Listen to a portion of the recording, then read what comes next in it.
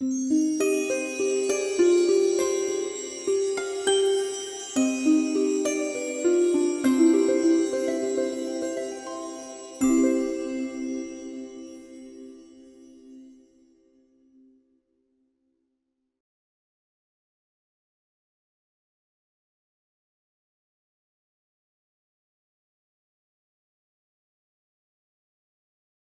تابلو سفید جلوتون میذارین، رنگ و قلم و اینا همه آماده است، میخوان شروع کنین. از ابتدا که یه جرقه یا ایده تو ذهنتون میزنه تا وقتی که کارتون تمام میشه قلم میذارین زمین، این مسیر رو چجوری طی میکنه؟ جرقه که نمیزنم، دو گفتم سعی میکنم خالی خالی باشم وقتی میرم در استودیو، خیلی حالت زن مانند خودم از جلوی راه این انرژی که میخواد بیاد بیرون بکشم کنار. اول از همه سفیدی بومو میشکنم، میگم شکستن ترس سفیدیه، همون چیزی که خیلی نویسنده‌ها باهاش سر کار دارن که جلوی کاغذ سفید خشکشون میزنه. خیلی نقاشم همینطور. اونایی که من کار میکنم فقط باید حرکت بندازم جریانم و اون سفیدی رو با یک ضربه، با یک کاری میشکنم. کار دیگه که بعدش میاد جوابی به اون و بعد همینطور پیچیده تر میشه لایه ها، چون چیز دیگه هم که رو تابلو میاد جوابی به این دوتا و خب محرک اصلی، ضربه اصلی میتونه کاملا محو شه، ولی یه طورایی همیشه هست، چون بدون اون این مرحله نمیرسیدین. به محض اینکه برام روشن شه که میخواد کدوم جهت بره، علاقم از دست میدم، عمدن میبرمش مسیر دیگه، برای اینکه با راحت شدن توی کار هم اشکال دارم، چون اونو یه طوری خطرناک میبینم برای هنرمند در هر سبکی. بعد دیگه راحت بشین جا بیفتین، اون لبه تیز کار، اون لبه کنجکاوانه و برنده کار کند میشه و این در حد دیالوگی بین فرم ها و بافت های مختلف میمونه تا وقتی یه چیز تازه اضافه بشه بهش. یعنی آدم حس کنه که کل اثر از جمع اجزاش فراتر رفته، یه نفسی بیاد توش، اون آن شروع کنه یه چیزی نشون دادن از خودش. اونجاست که کار شروع میکنه به نظر من تازه میفته تو راه طرف موفق بودن رفتن، هنوز تموم نشده جا بیفته. و اینا تا اون موقع فقط شکل‌ها و فرم‌ها با هم در حال دیالوگن و در همون حد میمونن. برای بعضی سبک‌های هنری همون کافیه. به خصوص کارهای دوره مدرن نگاه میکنی اصلا قضیه همون بوده، دیالوگی بین این فرم‌ها، بافت‌ها، یک واژه اینور، یک مثلا چیز، یه تیکه رنگ اینور. این برای من اونطور که من کار میکنم کافی نیست، باید تا اونجایی بره که یه جایی برسه که مرمور هم بشه و این همونی که اون حس اضافه میاد توش. این داستان این که میگن حادثه و مدیریت حادثه، میدونی چیز تازه‌ای نیست، در موسیقی هم بوده از جان کیج و خب حتی بیکن هم خیلی داره و اینکه کارش فیگوراتیوه، خیلی با حادثه کار میکرده، اون در یک چارچوب فیگوراتیو. ولی این حادثه که یه موقعی مثلا حتی با یک رنگایی که معمولا باشون کار نمیکنم کار شروع میکنم، رنگایی که حتی برام ناخوشاینده، میگم خب حالا یه کاریش بکن، حالا باید این رامش بکنی که نهایتا برات کار کنه. میدونید، یعنی سعی میکنم یه چالشایی برای خودم فراهم کنم اینجا، چون مثلا اون رنگ تندی که انداختم ممکن نهایتا یه چیکه کوچولو یا اصلا مثلا کاملا بره، ولی جلاش از زیر به یه رنگ دیگه کمک کنه یه کار تازه‌ای باش بکنه. مثلا این رنگ فلورسنت مثلا صورتی تند که بندازم روش ممکن اصلا هیچ اثری از اون نمونه، چون رنگی نیست که مثلا برای من جذاب باشه.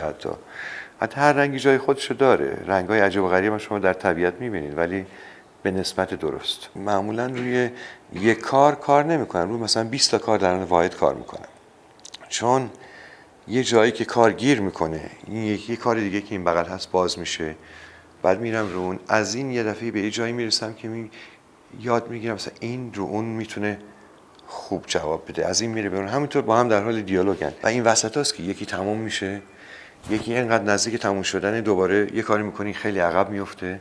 بعضی کارا میدونی مثلا چند روزه تموم میشه، بعضی چند ساله و من هیچ کاری هم ول نمیکنم، یعنی میگم بالاخره تمومش میکنم، هنوز مثلا جا نیفتاده، انقدر عقب و جلو میره تا جا بیفته. در این پروسه کش و قوس و عقب و جلو رفتن، این لایه‌های جدید که رو هم میاده که اتفاقا کمک میکنه به اونجا برسه. یه مقایسه جالب مثلا در نوعی موسیقی مینیمال، همون فیلیپ گلاس رو دوباره بگیم، یه سری چیزایی موتیفای هی تکرار میشه، ولی ریتمشون ممکنه یک کمی با هم فرق کنه. اینا از این لایه‌هایی که رو هم جمع میشه یه چیز تازه‌ای شنیده میشه که وجود خارجی طورایی نداره، شما اونو نمیزنید. در حقیقت از رو هم انبار شدن ایناست که اون به وجود میاد. خیلی از این حالتایی هم که توی کارهای من هست اینطوری به وجود میاد و برای همین از قبل برام ناشناخته است. اولی که اینطوری کار میکردم برام عجیب بود، گفتم خب این یه چارچوبی به هر حال باید داشته باشه. بعد از این مدت دیدم که یه رشته‌ای هست که این کارا رو به هم وصل میکنه، از اون لحاظ نباید نگران باشم، همش یه نوع امضایی داره.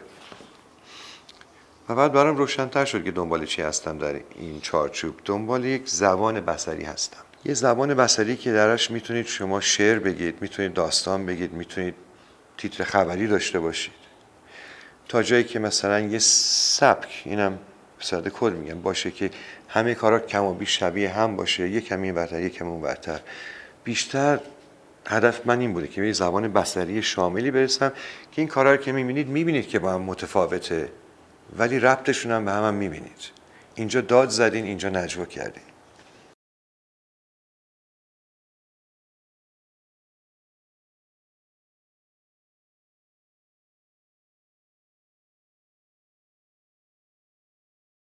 کجا فکر میکنین کارتون تموم شده؟ به این حدی برسه که حس میکنین که کل کار از جمع اجزاش فراتر میره. یه دفعه مثل که یه نفسی میاد توی کار. سخت انگوشش گذاشتم ولی وقتی بشه میفهمین، حس میکنین، میبینید.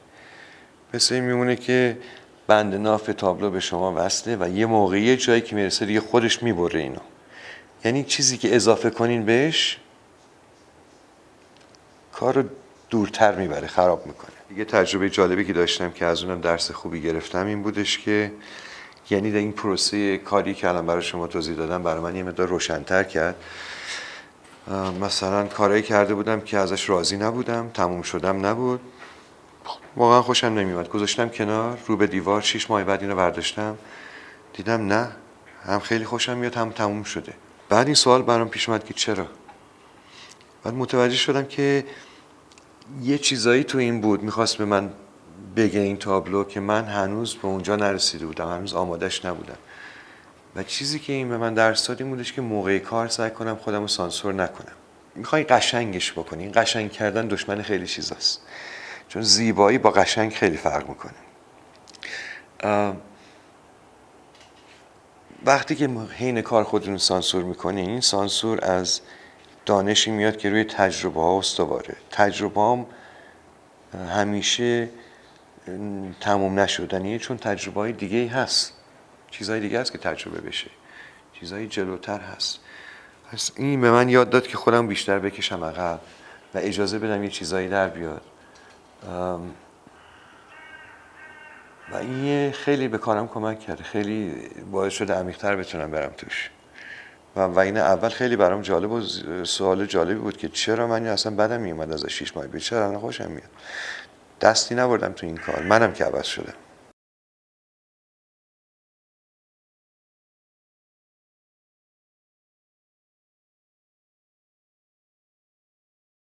تازگی شده که حتی مثلا در 2 جلسه یه کاری تموم شده و اونم اولش برام سخت، هضمش سخت بود که من که این همه لایه رو هم میارم و اینا چطور میشه به این زودی کار تموم بشه. من دیدم نه، وقتی تموم شده باید ولش بکنم.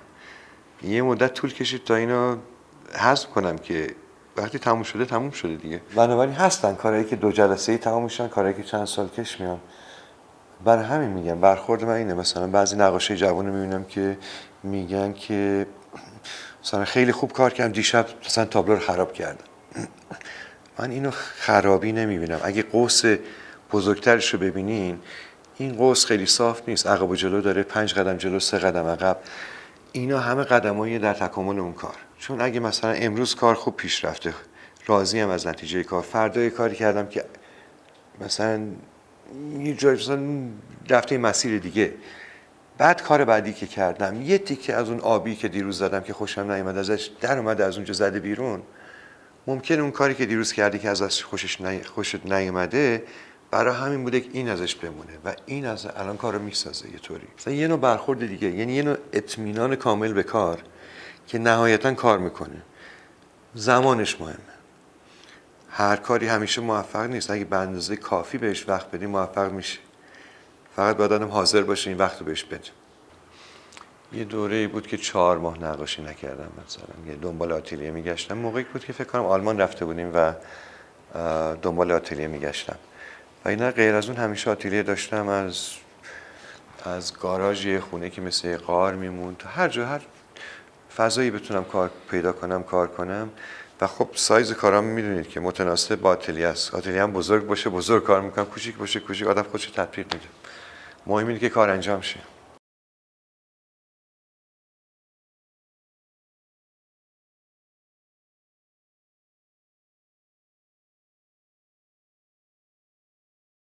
این چیزای بیرونی به صورت درونی میاد بیرون. خب میره تو اون دنیای درونی من، یه چیزایی رو به حرکت در میاره. بله، جواب مستقیم نیست به اون انگیزه بیرونی. ضمناً نه من تنها هنرمندم، نه نوع هنر من تنها هنره. هیچ کی هم قرار نیست که همه چی رو بگه. کسایی هستن که اون کار رو به صورت خیلی خوب ارائه میدن. من کاری که میکنم اینه و ادعام ندارم که شامل همه چی میشه، قرارم نیست که بشه. تو کار من مثلا نفت اصلا به کار من نمیخوره. حالا تأثیری که از یه جای دیگه در من گذاشته شاید درونن منو مثلا یه جهتی ببره، اون دیگه من نمیدونم کجا رفته و چه نوع تأثیری میذاره. یه مقداری هم از آنالیز کردن من پرهیز میکنم، چون واقعا باز برمیگردم برداشت شاعرانه و اون خط آخر شعر صدای پایاب سهراب سپهری. واقعا ترجیح میدم در اون افسون گل سرخ شناور باشم. منم تحت تاثیر اخبار و وقایعی که در دنیا میگذره قرار میگیرم.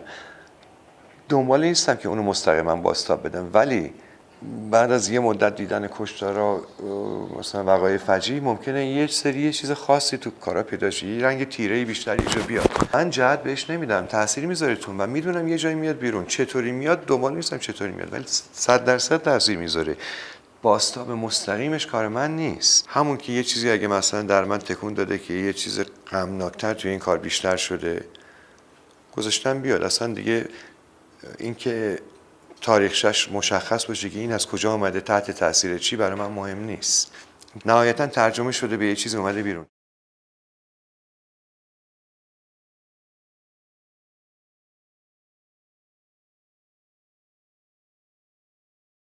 مدیومی که کار میکنه عمدتاً چیه؟